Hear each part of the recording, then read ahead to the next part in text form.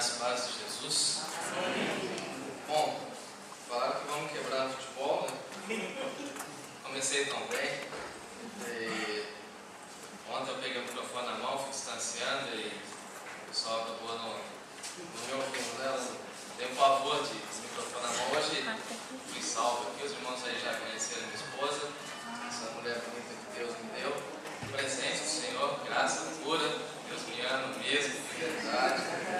E aí ontem eu esqueci de me apresentar, o irmão Oswaldo me cobrou, né? Falou, pastor, precisava falar alguma coisinha aí de você.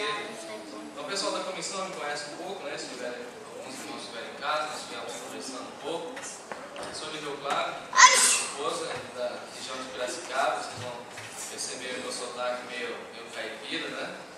E ali nós fomos criados no Evangelho, crescemos na primeira igreja, aprendemos a amar a primeira igreja de Rio Claro, uma igreja antiga, de mais de 90 anos, uma das mais velhas igrejas, né, do nosso estado. E ali eu recebi todo esse berço tradicional, conservador, batista, e o pessoal costuma dizer que eu tenho pedigree, né? Eu sou batista porque minha mãe era sempre tem um servo fiel, né? Se bem que ele falou que eu não vou conseguir batizar ninguém aqui por causa do meu tamanho. Tá bom. Eu lembro.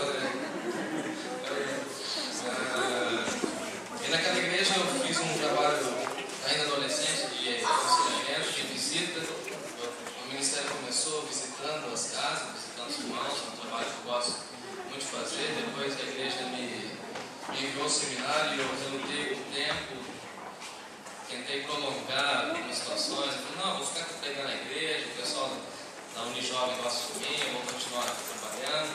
Fiquei um tempo lá ainda pastoreando, mas sem ser ordenado, sem ser consagrado. Até que chegou um momento, a igreja falou, não, você tem que ir para o seminário. E aí, num momento específico, Deus nos encaminhou, a igreja nos enviou, a igreja nos sustentou.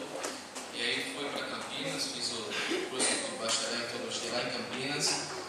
Depois me casei com a Natália, lá em Campinas eu fiz um trabalho muito significativo, pelo menos no meu coração. Nós pastoreamos uma igreja muito difícil. Na realidade eu fui missionário de uma igreja, plantamos uma igreja na periferia de Campinas, na favela.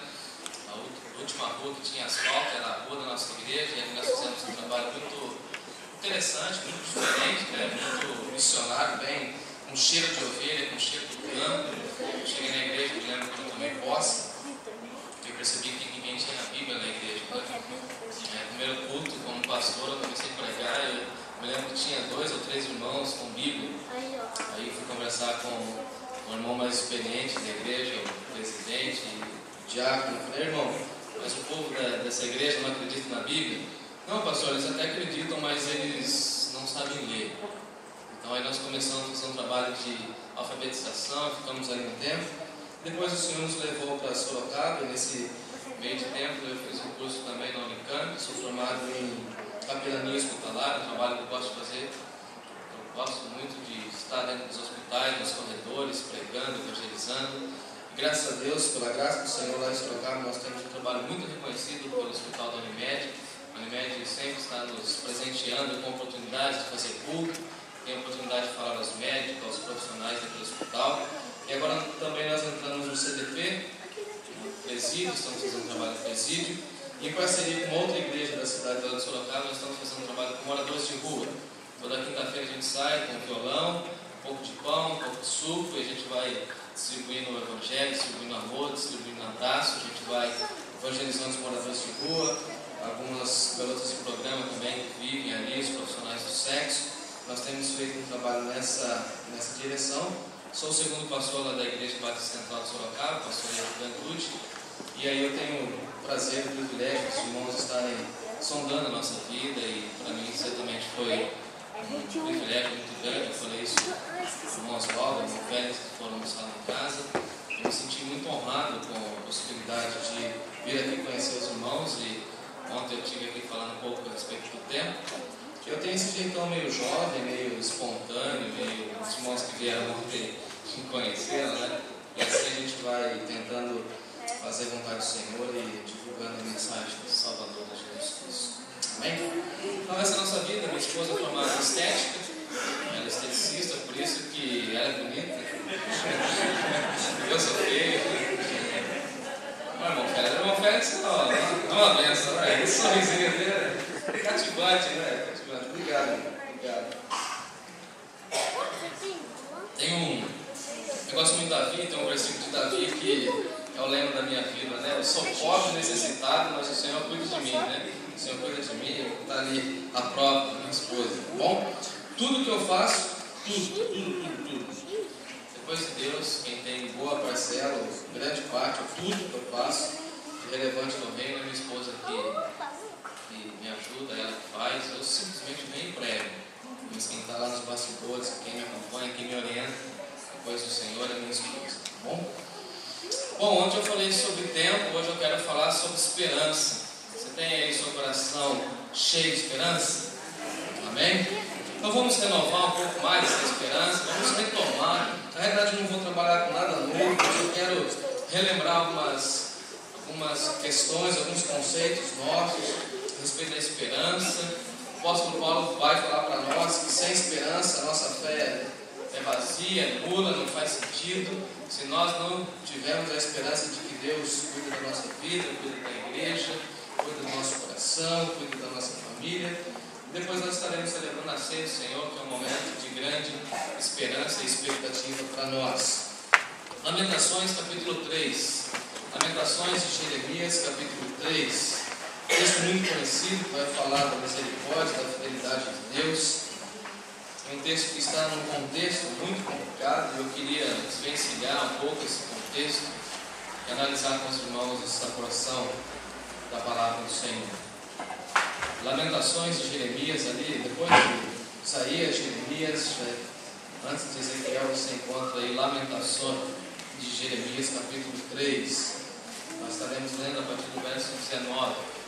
Convido a igreja a se colocar em pé, em reverência ao texto, da palavra de Deus, do Deus da palavra.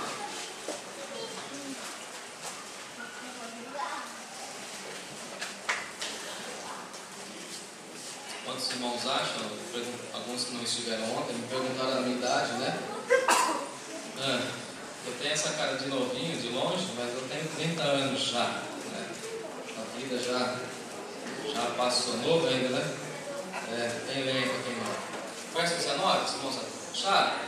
Diz assim a palavra do nosso Deus: lembra-te, Senhor, da minha aflição e do meu pranto, do absinto e do veneno. Minha alma continuamente os recorda e se abate dentro de mim. Quero trazer à memória o que me pode dar esperança. As misericórdias do Senhor são a causa de não sermos consumidos, que as suas misericórdias não têm fim, renovam-se a cada manhã. Grande é a tua fidelidade. A minha porção é o Senhor, diz a minha alma, portanto esperarei nele. Bom é o Senhor para os que esperam por ele, para a alma que o busca. Bom é aguardar a salvação do Senhor, e isso em silêncio. Oremos mais uma vez. Pai de amor, nós estamos felizes, ó Pai, por mais uma oportunidade tão preciosa de estarmos juntos. Como é bom estar no meio do teu povo, como é bom perceber o carinho que emana dentro do teu povo, como é bom estar na tua casa, casa de oração, casa onde nós encontramos refúgio, onde nós podemos orar, podemos clamar ao Senhor, podemos falar com o Senhor, podemos ver aquilo que o Senhor tem feito na vida dos nossos irmãos. Nessa casa nós nos sentimos alegres porque é a tua casa, nós somos teus filhos. Aqui temos a liberdade de adorar, de cultuar o teu nome, de falar das tuas coisas, falar do teu reino, dos teus valores, dos teus princípios. E por isso, ó Pai, nós pedimos que nessa hora a tua palavra, que é poderosa, que é espada, que penetra no nosso coração, que ela venha aprofundar o nosso entendimento do Senhor, das tuas coisas, daquilo que o Senhor tem para nós, como projeto de vida, dos teus propósitos eternos para as nossas vidas, para essa igreja, para essa cidade. Colocamos, ó Deus, a nossa vida, o nosso coração, o nosso ser, os nossos dons diante do Senhor. Te pedimos que o Senhor sonde o nosso coração. Se houver algum caminho mau, algum pensamento que não for da tua vontade, o Senhor tire do nosso coração esse pensamento, esse desejo, que a Tua palavra venha frutificar em nós, que ela venha certamente achar no nosso coração um bom solo para que essa semente perfeita venha germinar e venha dar fruto.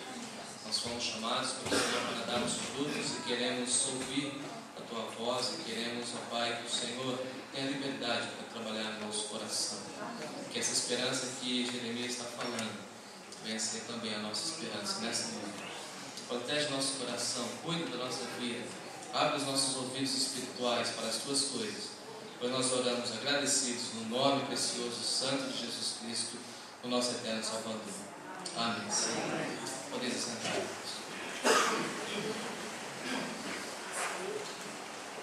Então, o tema da nossa meditação nessa manhã é uma pergunta, na realidade: o que nos dá esperança? O que nos dá esperança nesses dias, nesse contexto tão difícil que nós vivemos? Eu enumerei algumas questões do nosso contexto cultural, nós estamos vivendo e vivenciando a nossa atualidade. Queria fazer uma comparação, uma aproximação com o contexto bíblico que Jeremias apresenta para nós, um contexto completamente desfavorável também para o reino de Deus. E de alguma forma, como Jeremias encontrou esperança em Deus, como Jeremias encontrou refúgio no Senhor e ele pôde alimentar o seu coração da esperança que veio do Senhor. Por exemplo, nós vivemos em um tempo onde não encontramos mais esperança na política. Eu não sei se os irmãos caminham comigo nessa mesma direção, mas a cada dia que passa eu tenho tido menos esperança na política. Porque cada pessoa que entra no ramo da política faz coisas que não deviam. Nós vemos a corrupção tomando conta do nosso país. O Brasil, infelizmente, é um dos países que mais desfruta desse mal terrível social que é a corrupção, e nós temos aí visto e contemplado algumas famílias sofrendo por conta de ausência de política e políticos que vão e acabam fazendo coisas que não devem. Fica até mesmo envergonhado com a bancada evangélica, e quando nós votamos em alguma pessoa chamada cristã, de alguma igreja evangélica, nós pensamos que essa pessoa vai entrar no meio político, vai de alguma forma influenciar, vai divulgar o evangelho, vai de alguma forma restaurar o caos, a ordem social do nosso país. Mas infelizmente nós vemos em algumas situações que até os próprios políticos evangélicos estão envolvidos aí nos mensalões, dinheiro na cueca e tantas outras coisas que envergonham o nosso povo, envergonham o povo de Deus. E basicamente eu tenho vivido um tempo onde eu não consigo mais ter esperança na política. Até alguns irmãos muito próximos, pastores, que têm se enveredado por esse caminho, tentando ajudar basicamente a sociedade através da política. E eu fico com muito receio. Eu sei que tem muita gente boa, fazendo muita coisa boa por esse Brasilzão afora, mas eu fico sempre com o pé atrás e com muito receio, porque nós vivemos uma época onde nós não temos nenhuma esperança ou pouca esperança na política. Aqueles que são aposentados vão concordar comigo, meu pai é aposentado, vão concordar que o salário é vexatório, né? Aquilo que o governo paga para os irmãos aí que são aposentados é uma vergonha, e a política pública não favorece os irmãos, e nós vivemos aí um tempo, um momento da nossa história, no nosso país, onde não há nenhuma esperança na política. Vivemos, por exemplo, também sem esperança em personalidades. Nunca vivemos um tempo como o nosso, onde nós carecemos de pessoas éticas, de pessoas que de alguma forma divulgam valores. Eu particularmente gostava de um jogador de futebol, não posso citar o nome, questão de ética. Eu tinha aquele jogador assim como quase que não um ídolo no sentido religioso, mas uma pessoa que eu me espelhasse, olhava para ele, eu via algumas virtudes, eu falava assim: eu quero ser igual fulano. E aí, em uma determinada situação lá de jogo, quando alguém deu uma entrada meio violenta, como foi prometido para mim aqui também, deu uma chegada junto no rapaz, e lá centenas e centenas de pessoas vendo aquele jogo de futebol televisionado. Ele vai lá, gente da câmera, fala um palavrão, e ele é uma pessoa cristã. Aquilo me decepcionou tanto, e eu fiquei sem esperança, porque ele também representava, ele era para mim um espelho. Eu gostava de olhar para aquele rapaz, ele era um jovem, muito cativante a sua figura, assim, carismática, e E eu fiquei olhando para ele e fiquei assim decepcionado e falei, lá se foi a minha esperança. Ontem na mesa a gente estava conversando, eu, o irmão Oswaldo e o irmão Félix, a respeito da economia global, né? Como a China e os países orientais têm invadido o nosso país com produtos aí muito baratos e até destroem os pequenos empresários. Nós vivemos uma época sem esperança na economia global, né? Nós tivemos aí a grande crise dos Estados Unidos, agora a crise da Europa, e essa crise tem afetado o nosso país também.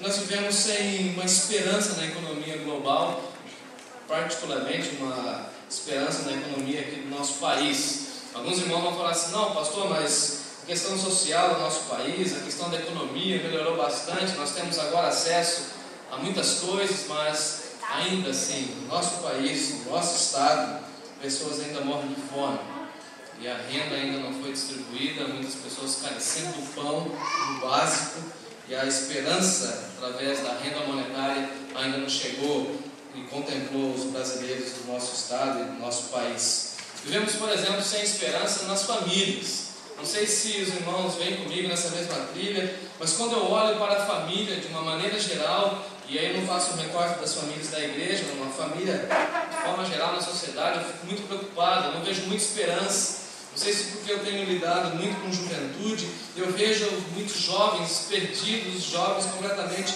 abandonados por suas famílias, pessoas que estão completamente desorientadas, famílias que não têm mais nenhum vínculo um com o outro, pessoas que não conversam mais, assim, brigas, guerras entre famílias, intrigas entre famílias, famílias que não se falam mais, e infelizmente a gente vê até dentro das igrejas algumas situações assim, filhos contra os pais, e aquilo que Jesus profetizou vai se cumprindo, e pais contra os filhos.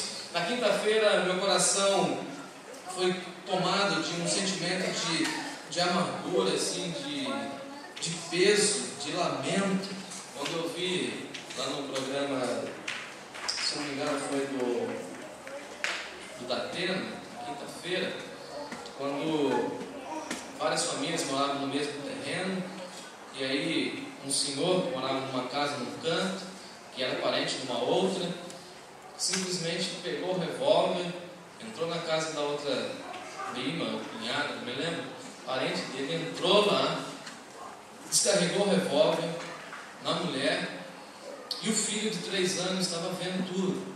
E o motivo do crime, o motivo daquela atrocidade, é que havia uma árvore que fazia sombra na casa daquele homem. Então, famílias sendo destruídas por conta de questões assim, bárbaras. E eu não vejo muita esperança quando eu olho para a família. Até a questão de casamento na nossa sociedade está muito complicada, né?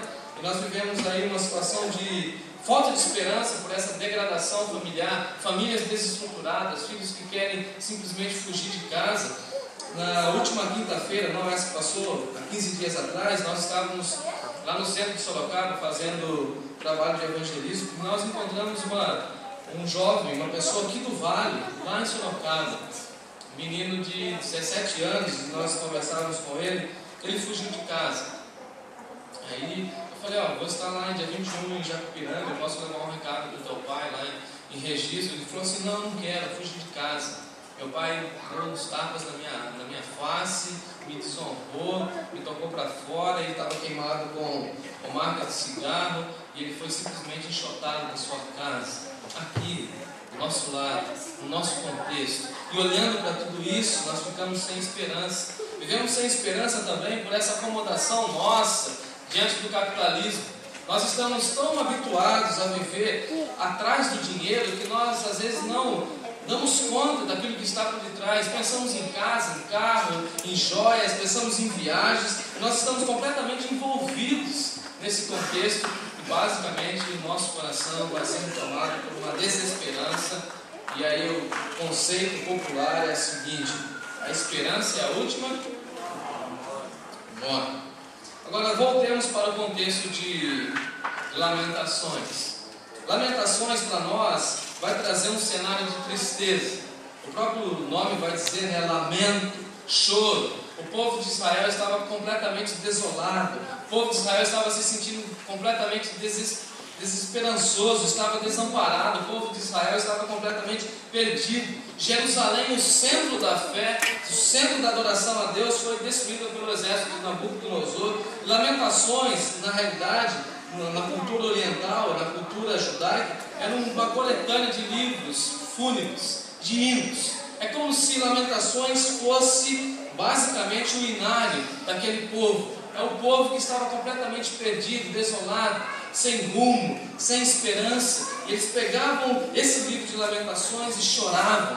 Eles simplesmente cantavam as suas lágrimas. Era um povo que estava vivendo simplesmente uma situação difícil. Era um canto fúnebre. Era um canto, na realidade, que falava da profundeza da realidade do sofrimento humano, mas que também exalta a soberania do nosso Deus. É um livro de um assunto muito triste: a destruição, a perda, o sofrimento, a desolação, mas que também contém muita esperança.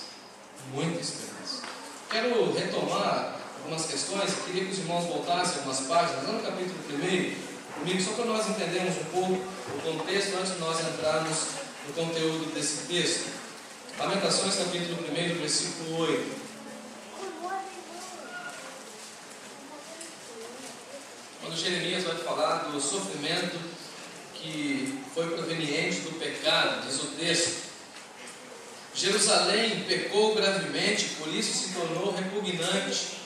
Todos os que a honravam agora a desprezam, porque lhe viram a sua nudez. Ela também geme e se retira envergonhada. Jerusalém, que é o centro da fé, Jerusalém, que é a cidade de Deus, Jerusalém, que é a morada do Pai, agora envergonhada, simplesmente por causa do pecado. E Jeremias consegue detectar isso. Ele fala: nós vivemos hoje sem esperança, porque basicamente nós estamos vivendo em pecado. Nós estamos vivendo uma situação completamente repugnante.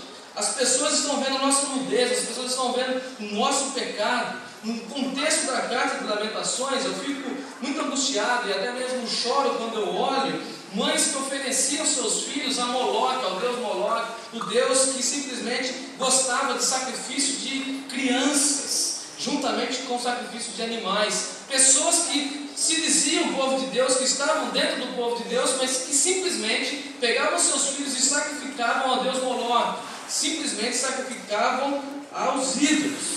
O contexto é tão complicado, de fome, de destruição, aqui no livro de Lamentações, e depois lá no capítulo 4, no capítulo 5, nós vamos ter uma expressão muito forte que Jeremias vai dizer que as próprias mães estavam cozinhando os seus próprios filhos. A situação de desprezo, de abandono era tão grande que as mães estavam cozinhando os seus filhos, as mães estavam comendo os seus filhos, as virgens estavam se prostituindo, os jovens não tinham mais nenhum vigor. E basicamente Jeremias vai dizendo: Jerusalém pecou gravemente. Acompanhe comigo o versículo 20, capítulo 1.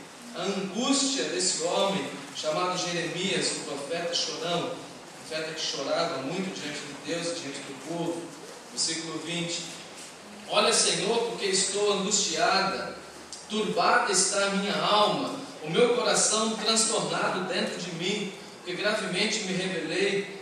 Fora a espada mata os filhos, em casa anda a morte. A situação era tão angustiante que Jeremias fala assim: turbada está a minha alma está completamente desesperada, Senhor. O meu coração está completamente transtornado. Parece que passou um caminhão em cima do meu coração. Eu estou completamente perdido.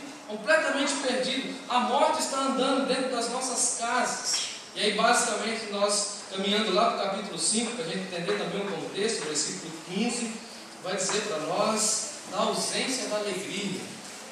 A ausência da alegria. Capítulo 5, versículo 15. Vamos pegar o versículo 13. Os jovens levaram a morte, o moinho. Os meninos tropeçaram debaixo das cargas de lenha. Os anciãos já não se assentam na porta, não ensinam mais, não há esperança. Os anciãos não querem ensinar mais. Os jovens já não cantam. A juventude perdeu o vigor. Versículo 15. Cessou o júbilo do nosso coração. Não temos mais vontade de cantar, de celebrar, de gritar ao Senhor, de agradecer ao Senhor. Na realidade, nosso coração converteu-se em lamentações, a nossa dança. o povo que dançava, o povo que festejava, o povo que declarava que o Senhor era Deus, agora simplesmente está vivendo uma situação complicada como essa. O povo sem esperança. Mas aí, Jeremias começa a fazer uma oração muito bonita. Se você estiver com a sua Bíblia aberta, lá no capítulo 3, onde nós saímos, dê uma olhadinha comigo. Agora a gente vai entrar no texto que Deus tem para nós. Ele começa fazendo uma oração no verso 19. Ele fala: lembra-te da minha aflição, lembra-te do meu pranto, lembra do absinto e lembra do veneno, Senhor. Versículo 20: a minha alma continuamente os recorda, eu lembro de tudo isso e se abate dentro de mim. A minha alma está completamente abatida. Eu não sei se você já passou por uma situação como essa, onde você está vivendo um drama tão grande na sua vida pessoal, que você se sente completamente abatido, que você não tem mais força para continuar lutando, que você não consegue mais fazer nada, você consegue simplesmente focalizar o sofrimento, a dificuldade, as lágrimas, a dor, você não consegue ver outra coisa, a sua alma está completamente perturbada, parece que o seu coração está sendo aprisionado, apertado. Só que aí surge o verso 21, e o verso 21 é muito bonito. Jeremias diz assim: quero trazer à memória o que me pode dar esperança. Jeremias, ele olha esse quadro, esse contexto completamente complicado, mas ele não perde a esperança. Jeremias, ele consegue olhar para tudo isso, e ele sabe que ele está vivendo um caos, que ele está vivendo um sofrimento terrível, mas ele sabe que ele pode confiar em Deus. Ele fala assim: eu quero trazer à memória, em outras palavras, eu quero resgatar o que me pode dar esperança. E o ponto de partida, eu acho muito bonito isso de Jeremias, é que o ponto de partida dele é a memória. Se tem uma coisa que nós vamos guardar conosco, são as nossas experiências que temos com Deus.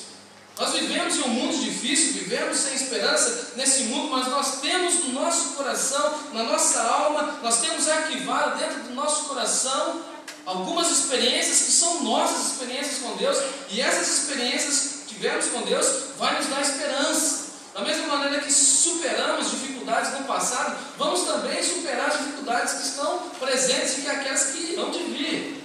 E essa é a nossa esperança. E por isso Jeremias, ele olha para esse contexto e ele fala: eu não quero ficar olhando para o pecado, eu não quero ficar olhando para esses sacerdotes que não pregam a palavra, eu não quero ficar olhando para o choro, para o sofrimento, eu não quero me prender nisso. O que eu quero trazer na memória é o que me dá esperança, e o que me dá esperança é o Senhor. Então, o ponto de partida de Jeremias, eu acho isso aqui fantástico, é a memória. E quantas vezes nós vamos vivendo e nós esquecemos de resgatar a nossa memória. Bom, vamos fazer um exercício. Você está passando uma luta terrível, incrível. E se você parar e lembrar das maravilhas que Deus já fez no passado, será que você não vai ter uma lição assim de como vai ser o futuro? Sim ou não? Quem aqui já passou uma crise financeira? Vamos ver. Deus cuidou de você? E por que a gente fica descabelado agora? Por que você não resgata na sua memória aquilo que Deus já fez lá? Quem aqui passou uma crise pessoal ou na família a respeito de saúde? Vamos ver. Vamos fazer aqui uma enquete. Deus cuidou? Vai cuidar? Por que a gente está lamentando? Enquanto a gente lamenta, nós estamos fechando o canal de acesso a Deus. Enquanto a gente resgata a memória, nós estamos conectando novamente com Deus. Estamos falando: Deus, eu acredito novamente que o Senhor é poderoso, que o Senhor vai fazer. Lamentar é anular, é paralisar. E agora eu quero dar duas razões rápidas a respeito da esperança. O que pode dar esperança? Em primeiro lugar, o que pode dar esperança é a misericórdia do Senhor. Acompanhe comigo lá o verso 22. As misericórdias do Senhor são a causa de não sermos consumidos, porque as suas misericórdias não têm fim. Eu gosto muito de estudar o hebraico, não sei se você pegou isso, Gil. Eu ainda tenho muita dificuldade, eu gosto mais do grego, mas no hebraico, a expressão que Jeremias usa aqui no hebraico é resede. As misericórdias do Senhor, ele fala assim, a resede de Deus, e resede é o conceito de amor. Em outras palavras, ele está falando assim: Deus nos ama. Esse amor de Deus é imutável. Esse amor de Deus não muda. Esse amor de Deus vai nos levar à compaixão, à fidelidade.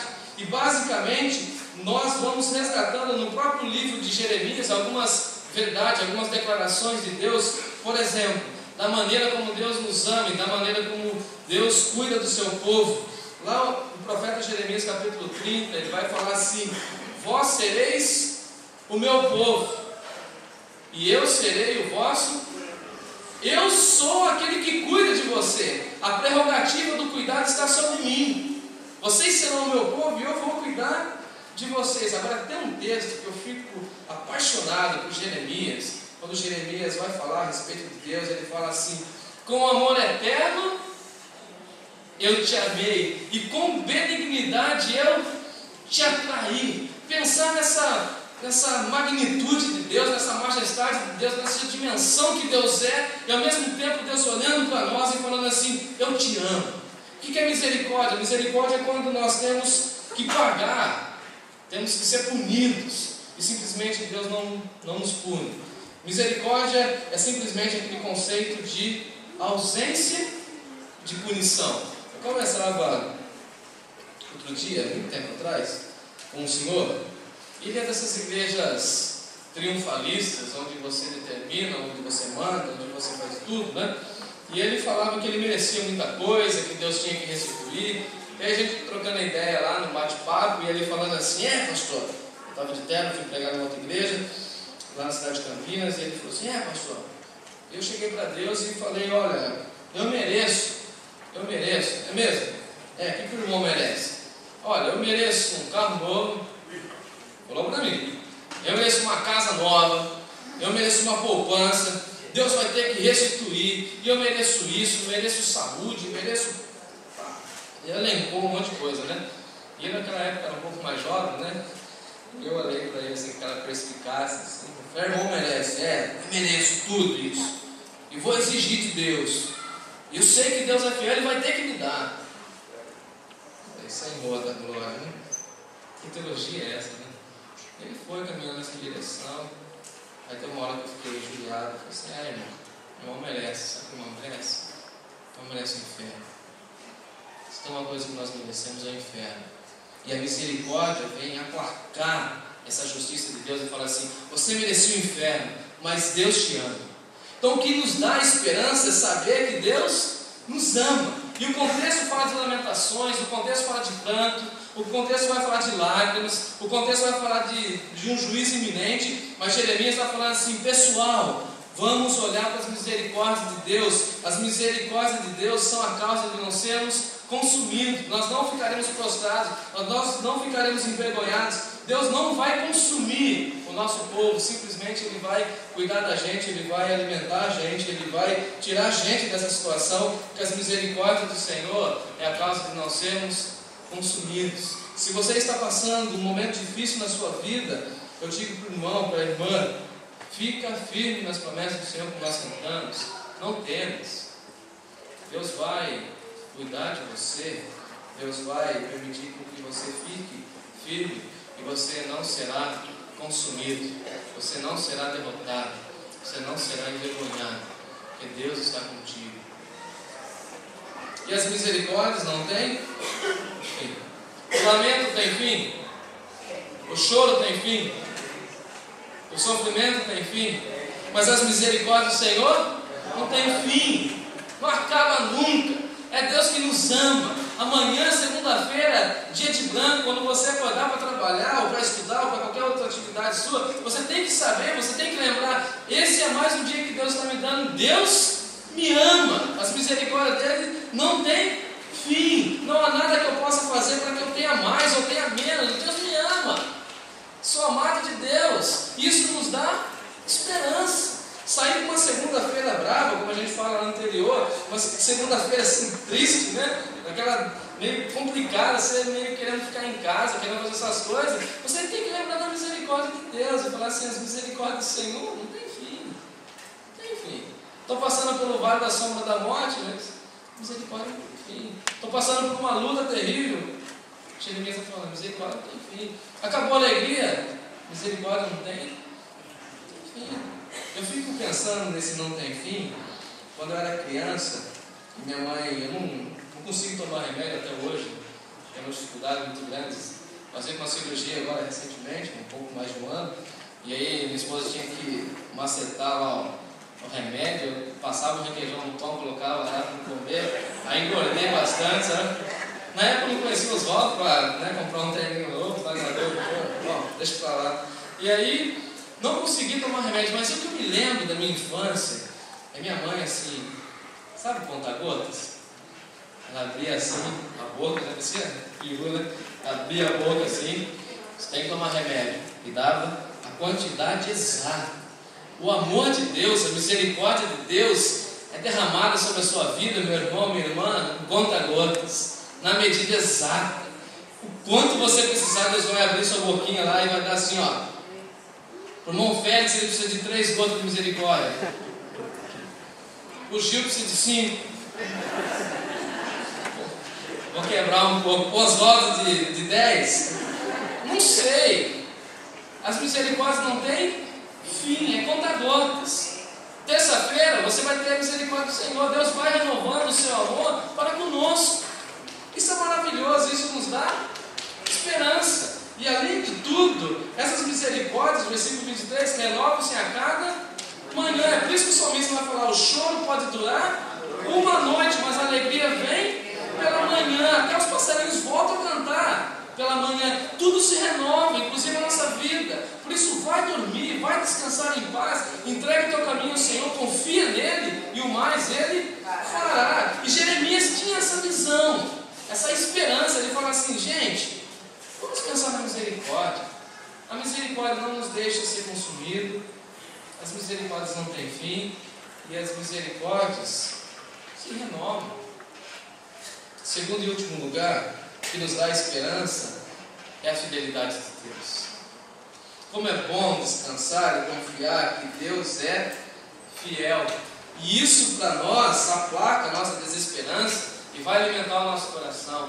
Olhar para o contexto social como o nosso, olhar para o contexto bíblico como Jeremias apresenta para nós, e termos a certeza de que Deus é fiel. Eu gosto muito da expressão de Paulo, quando ele vai dizer lá em 2 Timóteo, se nós formos infiéis, ele permanece fiel, porque ele não pode negar a si mesmo. É muito interessante essa ideia de que nós estamos sendo alimentados por um Deus fiel, um Deus que não muda, um Deus que simplesmente olha para nós e fala: você não merece, mas através do meu amor, através da minha graça, através da minha misericórdia, eu vou cuidar da sua vida. E aí o texto aqui vai dizer para nós, se você acompanhar comigo, lá no versículo 24, a minha porção é o Senhor. É interessante que a tribo de Levi, que faz parte aqui desse contexto de Jerusalém, não recebeu terra lá na divisão de Josué. Só que gosta do Antigo Testamento vai se lembrar que lá no livro de Josué, que não foi dividido das terras, a tribo de Levi, que basicamente ficou a cidade de Jerusalém, não recebeu terra. Não teve nada que representasse assim fisicamente a questão da providência de Deus. E aí Jeremias está olhando para aquele povo, aquela situação difícil, está falando assim: a minha porção é o Senhor, a minha herança é o Senhor, o que eu tenho de mais precioso é o Senhor. Eu não tenho nenhum outro bem além do Senhor. E isso vai trazer para nós o que? Esperança. O Senhor é tudo que nós temos, o Senhor é tudo que nós podemos ter, o Senhor é o nosso bem maior, o Senhor é quem cuida de nós. Tudo pode ser tirado de nós, mas a esperança deve estar dentro do nosso coração. Podemos ser presos, podemos ser assassinados, podemos perder tudo, podemos perder casa, carro, dinheiro, joia, família, ministério, igreja, mas nós nunca podemos perder a esperança. O Senhor é a minha porção, a minha porção. Deus é a minha herança. Se tem uma coisa que eu tenho de precioso na minha vida, é Deus. Por conta de Deus, eu não abro mão de nada. Algumas pessoas dizem que todo homem tem um preço, e algumas vezes tentam comprar os homens com um determinado preço. Mas nós temos um preço dentro de nós, e o nosso maior tesouro é o Deus a quem nós servimos. Quando eu fico, algumas vezes, e eu sou muito emotivo, choro muito, quando eu estou no campo evangelizando, meu coração se enche de compaixão e ao mesmo tempo de tristeza. Não sei se você já se deparou numa situação de evangelismo, de confronto com a pessoa, de divulgação da mensagem, e aí você começa naquele embate, você vai divulgando, vai comentando, vai falando, e algumas vezes a gente se esquece de onde nós estamos. Por exemplo, nós nos esquecemos do dia que Deus nos chamou das trevas para a maravilhosa luz. Nós nos esquecemos de como nós éramos terríveis, pecaminosos, pervertidos, e Deus foi lá com a sua mão santa, misericordiosa, nos tirou do pecado e nos plantou aqui na igreja, no reino dele. E por isso nós temos que celebrar o Senhor e dizer que a nossa esperança é o Senhor. Ele é a nossa porção. O que temos de mais precioso nessa vida não é os bens que nós temos, não é nem a nossa família. O bem mais precioso que nós temos é o Senhor, porque através do Senhor as outras bênçãos vão sendo divulgadas e vão sendo contempladas na nossa vida. E aí Jeremias vai dizer para nós, lá no versículo 24: portanto, esperarei nele, vou confiar nele. Ele é nosso escudo, Ele é nosso refúgio, Ele é nosso porto seguro, Ele é a nossa âncora, Ele é o nosso amigo, Ele é o nosso Pai. Deus está cuidando da gente, Ele é fiel. E confiar em Deus é alimentar essa esperança. Deus é fiel. Caminhando para a conclusão, eu ficava muito indignado, muito bravo, quando meu pai era caminhoneiro. Eu era criança, eu viajava muito com ele por esse Brasilzão. E aí, depois ele pegou a época do carro, né? Aí tinha os adesivos lá nos caminhões, né? Deus é fiel. Aí a turma colocava na geladeira, né? Deus é fiel. Coloca no carro, Deus é fiel, Deus é fiel. Divulgando a fidelidade de Deus. Bom, que Deus é fiel, assim, quase todo mundo sabe disso. Aí uma vez eu falei para o meu pai assim: mas Deus é fiel. Eu que sou meio questionador, eu coloco ponto e vírgula, né? E coloco assim: e você? E você? Deus é fiel na sua vida, Deus é fiel na sua família, Deus é fiel na sua igreja. E você? Como você retribui essa fidelidade? Como você devolve ao Senhor em culto, em celebração, em gratidão ao Senhor, essa fidelidade imensa e eterna que Ele tem para com você, esse amor santo que Ele tem por você? Concluo dizendo que as lamentações se dissiparão da nossa vida, o sofrimento um dia há de acabar, o que vai ficar na nossa vida é a fidelidade de Deus e a bondade do Pai. E depois Jeremias vai concluir no versículo 25, ele vai dizer: bom ao Senhor para os que esperam nele. Se você esperar no Senhor, se você depositar sua confiança nele, Ele vai se revelar a você de forma bondosa. Bom ao Senhor para a alma que o busca. Versículo 26, bom é aguardar a salvação do Senhor, e isso em silêncio. A minha palavra para a igreja nessa manhã é que os irmãos relembrem disso. Eu sei que não é nada novo. Deus é misericordioso e Deus é fiel. Em contrapartida, vamos aguardar em silêncio. E silêncio aqui para Jeremias não é ausência de barulho. Silêncio aqui é aquela situação assim de quietude, de descanso. É como se Deus estivesse falando assim para nós: aquietai-vos e sabei que eu sou, serei exaltado sobre a terra. Descansa, quieto, deixa com que eu cuide da situação.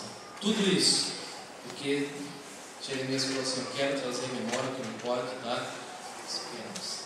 Lá na sua memória, meu irmão, minha irmã, existem algumas situações, alguns livramentos de Deus que você pode resgatar e você pode ter esperança no Senhor. Ele já cuidou de você, Ele vai cuidar, porque Ele é um Deus fiel. E a palavra de Jeremias ainda fala assim: invoca-me E eu vou te responder. E vou, além de responder, anunciar coisas grandes e ocultas que você não sabe. Em outras palavras, tem novidade ainda para vocês. Tem coisa boa para vir. Deus é misericordioso e Deus é fiel. Baixe a cabeça, fale com Deus nessa hora, se preparando para a ceia do Senhor. Peça perdão pelo seu pecado, pela sua negligência, até mesmo por alguma questão oculta que você mesmo não sabe, como a Bíblia nos ensina. Peça para Deus sondar o seu coração, ver se há algum caminho mau, para que você possa fazer esse exame, esse autoexame, como Jesus nos ensina, para então celebrarmos a ceia do Senhor com santidade, com reverência. Vamos orar ao Senhor. Senhor nosso Deus, tua palavra é bonita demais. A tua revelação é perfeita. Tua palavra ilumina os nossos pés. E nessa manhã ela iluminou, dizendo para nós que nós não precisamos temer quando andarmos na escuridão. Nós teremos a claridade, nós veremos a fidelidade do Senhor sendo renovada na nossa vida. Nós contemplaremos a cada dia a tua misericórdia que não tem fim, a tua misericórdia sendo renovada.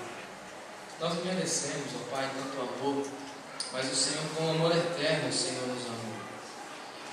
Com muita bondade, o Senhor nos atraiu, e atraídos até a tua presença nós estamos nesse momento, onde nós iremos celebrar a ceia do Senhor. Momento maior da nossa esperança, da nossa expectativa, o nosso Mestre Jesus, aquele que se entregou por nós, aquele que morreu em nosso lugar, aquele que está vivo à direita do Senhor, está intercedendo por nós. Na convicção de que o Senhor há de abençoar a nossa vida, o nosso coração, as nossas famílias, a nossa igreja, nós oramos e oramos agradecidos. Amém.